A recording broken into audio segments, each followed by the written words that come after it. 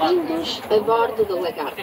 Vamos percorrer convosco a evolução de Ponta Delgada desde o século XV até aos nossos dias.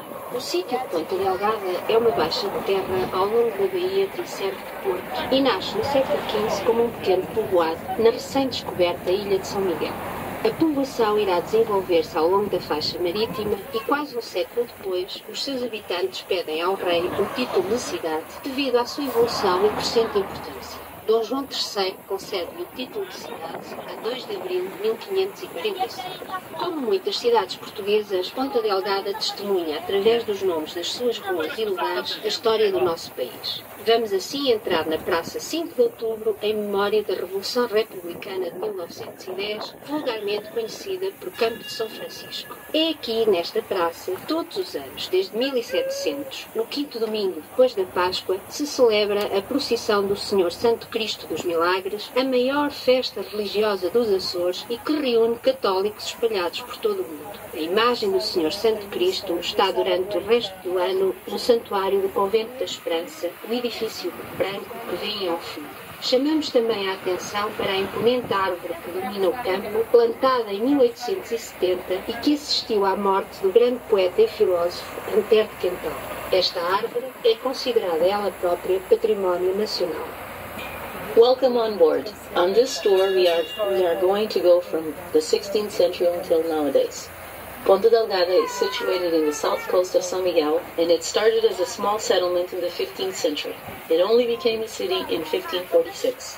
All the names of the streets and the different places in Ponta Delgada are connected to the history, mostly of the island.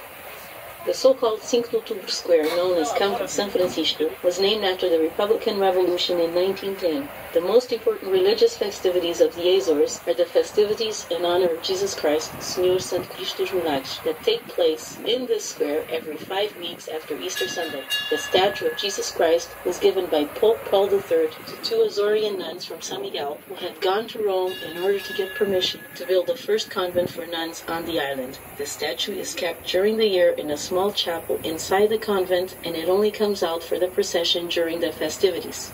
We also want to call your attention to the big tree in this square, the Metrosiderum polymorpha.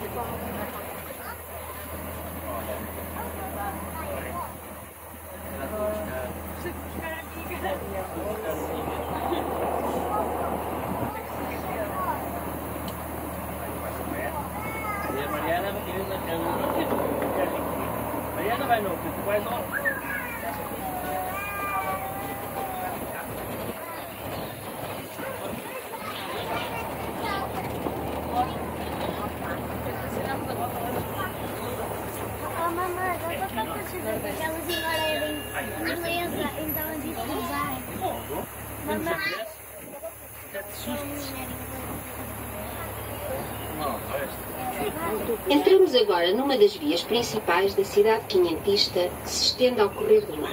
Reparem nos edifícios que nos acompanham neste percurso e que mostram o desenvolvimento económico e a riqueza da cidade ao longo dos séculos. Observando o topo de muitas construções, podemos ver pequenos torreões de vigia que serviam para avistar os navios que se aproximavam da costa, fossem eles para fins comerciais ou de pirataria. No século XIX, os micaelenses exportavam laranjas para o norte da Europa, especialmente em Inglaterra, e para que os frutos se mantivessem em boas condições, só quando se avistavam as velas se corria às quintas para apanhar as laranjas para serem encaixotadas e levadas sem perda de tempo para os consumidores no estrangeiro. O Jardim Sena de Freitas, também neste troço, é um dos muitos locais de lazer que a cidade oferece. We are now crossing one of the main streets in Ponta Delgada, called Rua do Torgil Montalverde. The buildings on both sides remind us of the old walls of the city. The top floors of many buildings were used as watchtowers in order to look out for trade coming from the sea or even pirates. During the 19th century, the island of São Miguel was exporting oranges mainly to England and to Northern Europe. The oranges were only picked when the ships were approaching the port, in order for them to be always fresh. The gardens known as Sena de Freitas in this area are a very pleasant place to visit. Agora já na rua Machado dos Santos, herói republicano, estamos numa importante zona comercial. Esta via, verdadeira espinha dorsal da cidade, é composta por 7 nomes. A 8 de dezembro realiza-se o Dia dos Montes, ou Dia do Comércio. À noite, por votação popular, é eleita a melhor monta. Esse acontecimento constitui o início do período de compras de Natal. Machado dos Santos, considered the main street of Ponta Delgada, is named after a well-known Republican. Every year on the 8th of December, there is a window shop competition. This sets off the Christmas shopping season.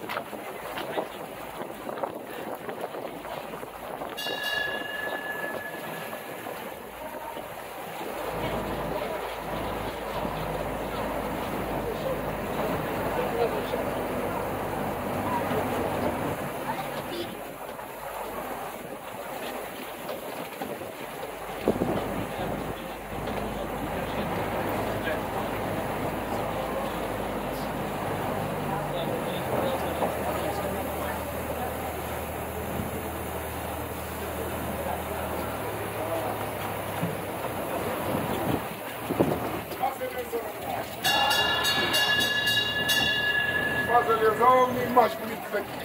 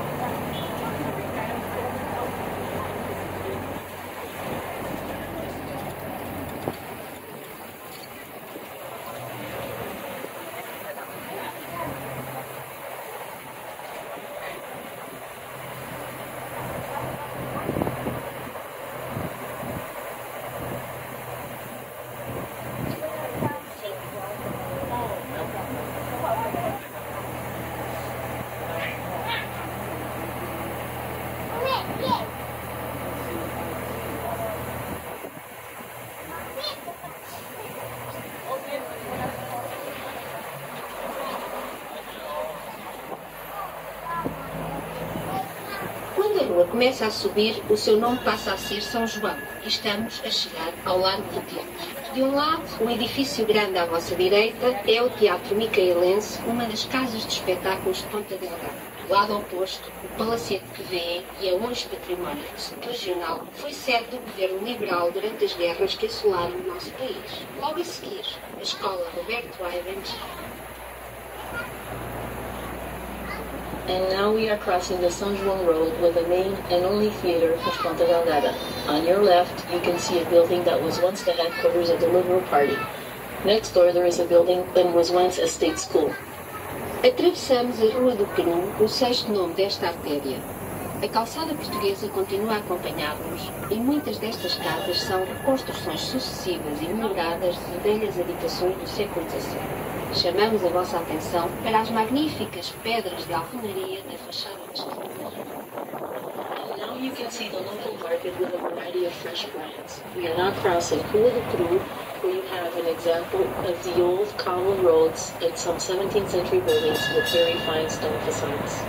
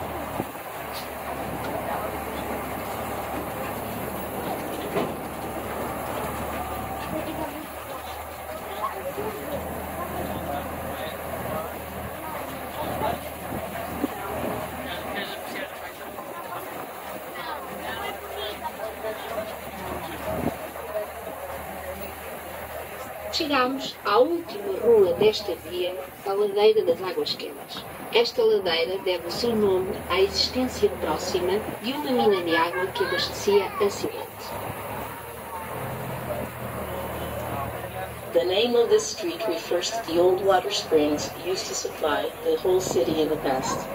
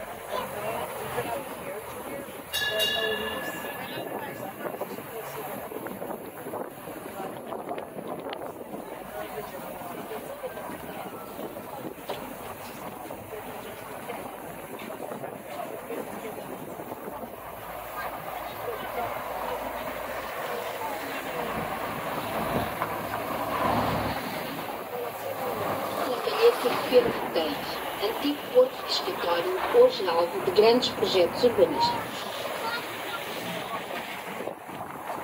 In the past, there used to be a fishing harbor here. Nowadays, it is all changed. Virámos para a Avenida Dom João III, assim chamada em homenagem ao monarca que concedeu a Ponta Delgada o título de cidade. Esta é uma zona de expansão do século XX. This road is named after the king who granted Ponta Delgada the title of city.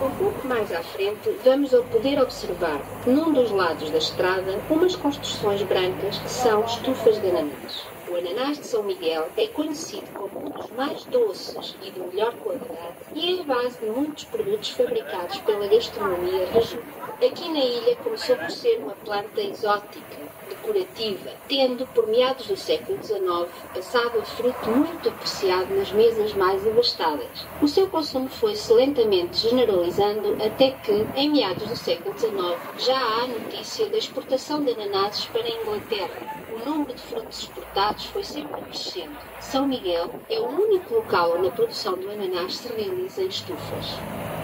Just ahead, on our left, you can see the pineapple plantations and greenhouses. The Azorian pineapple is considered the best of the best, and it is delicious and sweet. It is used in the local cuisine. It used to be exported to England as well as the oranges in the 19th century.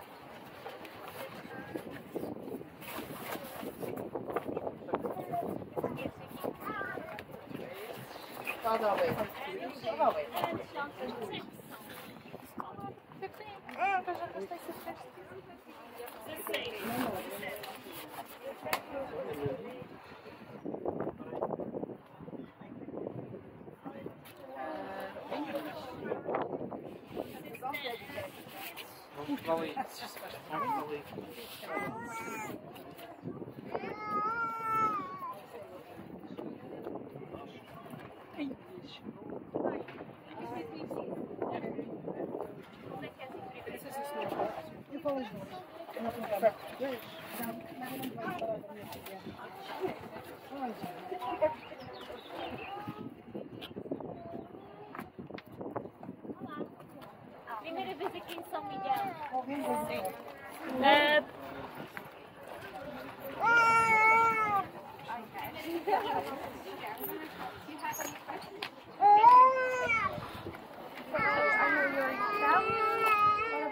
Portuguese background.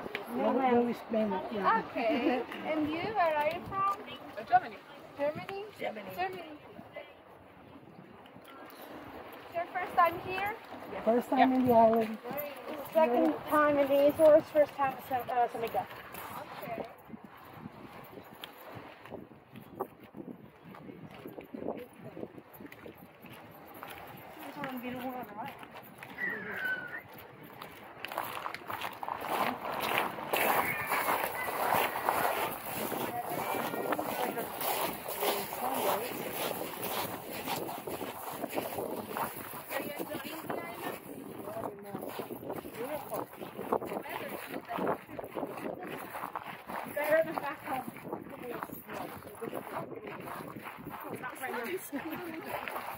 Not when you have to shop.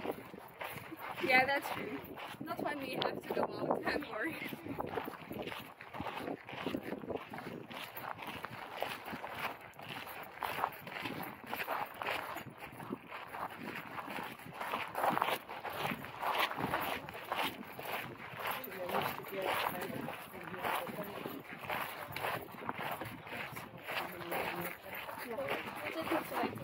Oh, please, don't kill me, okay? So what you know about Azores pineapple? Well, Very good. okay, That's it. Let's I go. have eaten a lot of them. We've had them in the past. People come over. Yeah, our pineapple is the best. So Azores pineapple is Miguel, and has been here for over 150 years. Usually we had a lot of oranges, but they all died. So we found pineapples. We came from South and Central America, and of course the weather is so different here. So to produce them, we need greenhouses. These greenhouses, they are built with wood and glass, and they allow us to control everything that the pineapple needs.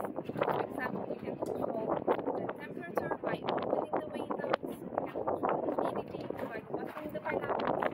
During the summer, we water the pineapples, and during the winter, every 2 weeks. And we always use rainwater. So we can also control the sunlight that they get. For example, here we can with white, and it's a white, very white. So they need a lot of heat, but of course, not a lot of sunlight. And you know, how many years it takes to produce a pineapple? It's 2 years to produce a pineapple, and they give us 1 fruit. So it's a long time producing them, a lot of work, and yeah, very few pineapples. That's why they are so precious. Can we go?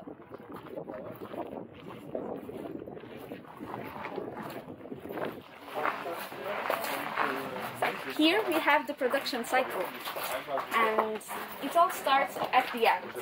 When the pineapple is ready, we pick the pineapple, we cut off all of the leaves from the plant, and we use the roots of the plant, these parts. We call them plocas. We use these parts, we plant, and after a few months, from the roots, it starts growing 3 to 4 little plants like this, and we choose the best 2. Only the strongest. We take them off and we replant them in another greenhouse. So in the new greenhouse, the plant continues to grow until that size, 1 year after we started for the first time. And when the plant is this size, it's ready to go to the final greenhouse. So we move the pineapples 3 times. Usually the first phase is in a plastic greenhouse like this one, and the rest of the production is always in a traditional one. 6 months after the plant is in the final greenhouse, we make the flower induction. Basically, during a few days, at the end of the day, we close the windows and the doors and we burn dry leaves. For example, cryptomeria, because we have it a lot here. So basically, the greenhouse is full of smoke, the plant starts feeling really stressed, and they give us the flower. You can see. It starts like this. It's really bright and a little bit purple again. So from the flower, it continues to grow the fruit. And do you know the main difference between our pineapple and the rest of them? Yeah. First of all, ours is the best one. And I'm sorry. This is not. The top is very small. Exactly. So the main difference is actually the way of production, because this is the only place where they grow inside, and this changes the flavor. But when this leaves the crown of the pineapple, they are like 3 fingers. We cut the middle part, and with this technique, the crown won't grow anymore. So this is a way to identify our pineapple, because it's the only one that has little crown. And of course, all of the nutrients go to the fruits and not to the leaves. So we want to eat the pineapple, not the leaves, and we don't need them to grow. Okay?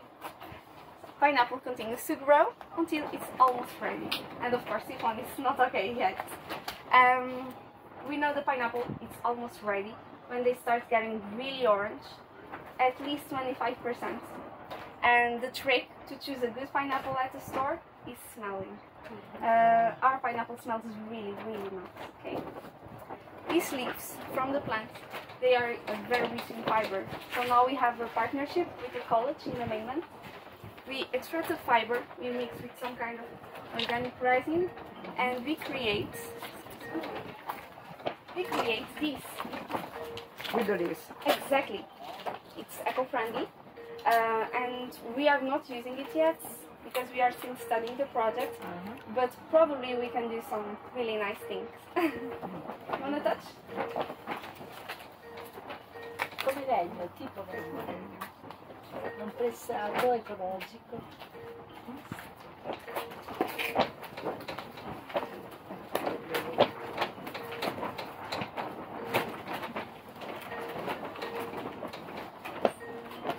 So versus Hawaii, yours is outside. Are the plants different? It looks a little different in color as well. Well, these ones are not ready yet. That's probably the difference in colors. Yeah. This is this big one too, right? It's really neat, and we are studying. Very expensive.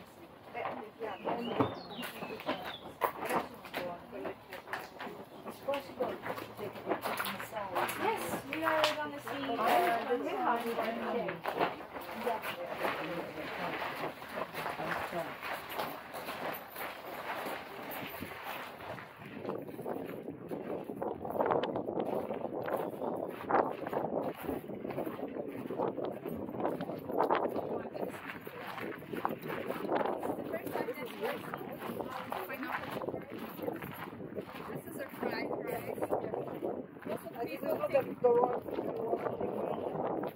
Yeah, that's sad actually. But is this everywhere or It's everywhere. It's everywhere. Yes. But for example, in Costa Rica, it's really easy to produce them because it's faster, and they don't need greenhouses, so they don't have any of the work that we have. The pineapples just grows in open fields. So here is different.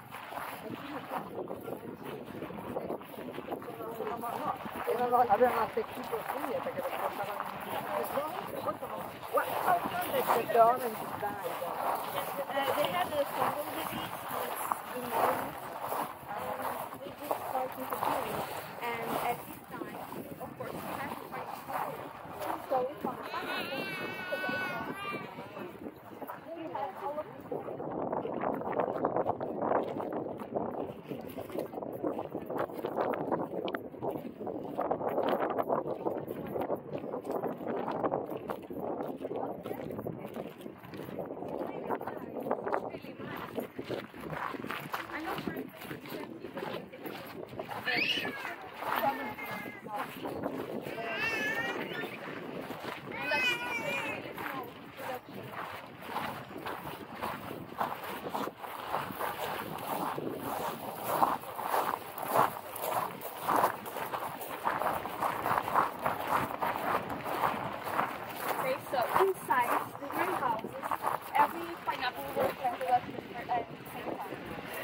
but they grow different, as you can see.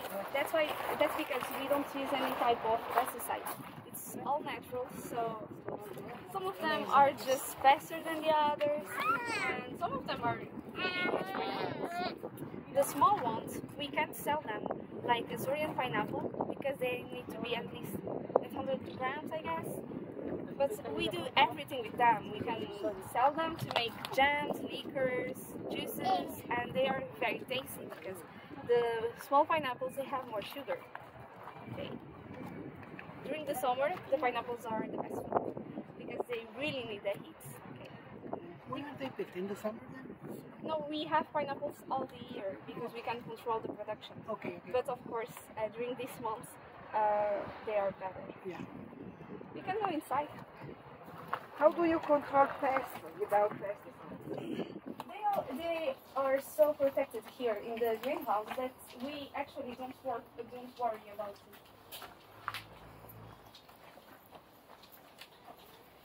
Of course, sometimes it can appear a little mouse or something like that, but this is easy to control. Yes.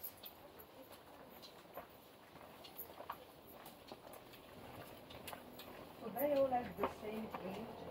Yes. Some of them were already harvested, and most of them are just waiting to get mature. No, but to be mature, you said that they must be at least 25% orange. Exactly. You can see here some hashes. That's because of the flower induction they made a few months ago. Oh, it's hot in here. It's really hot inside, right? Yes. Actually, not too bad. Really? Surprisingly, it's actually not bad. You can imagine working over there all day during the summer. I don't want it. It's a nightmare.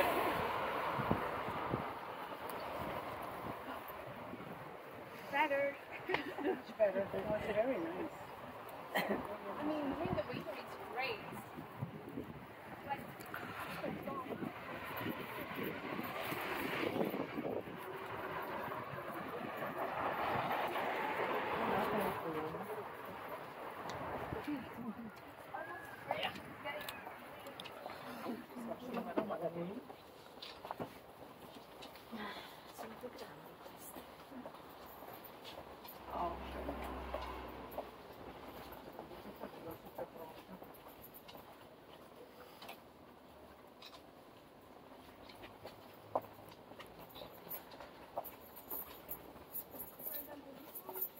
they won't grow anymore.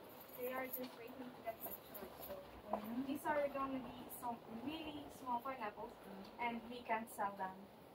But that's okay. We can make juice. Yeah, and maybe even jams or no? Yes. Okay. You still use up as much as you can. Yes, exactly. We use every one of them. Yeah. Most of them we export for the mainland Portugal. We are exporting some of the pineapples to France and Germany, I guess. And of course, we sell a lot of them here, and we have liquor, jam, pineapple beer, juices. So we use everything. Well, we knew a gentleman, he was from here, and he came every year, he would take the big ones.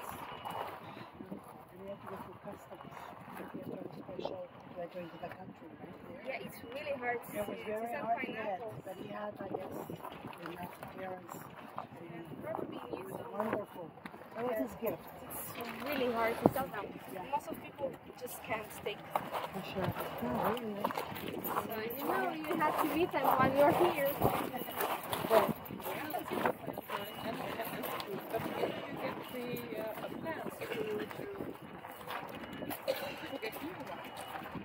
So we use the root of the plants that's already been free.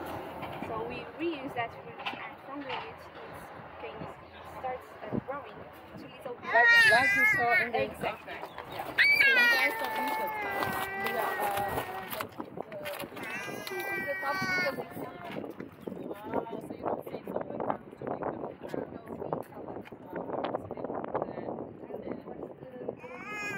So you don't see something else to make them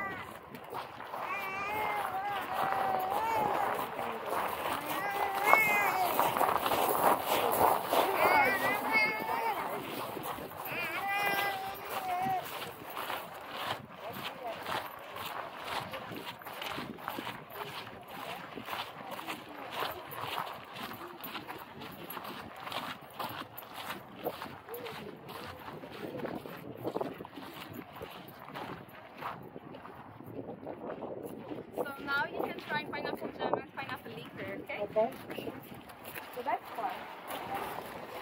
There's that one over there.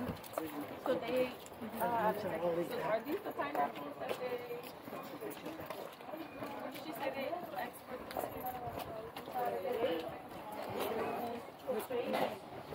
So are you two together, right? Two people?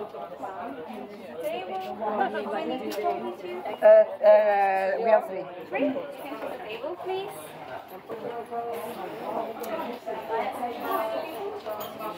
Oh my god. You know pineapple out? Like, you know pineapple? I feel like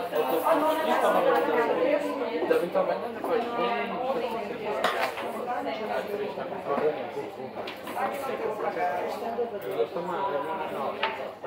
para pagar agora 7 euros do artigo. Cada data de braço não faz, e 5 euros cada frita, 4 euros cada frita. 1, 2, 3, 3.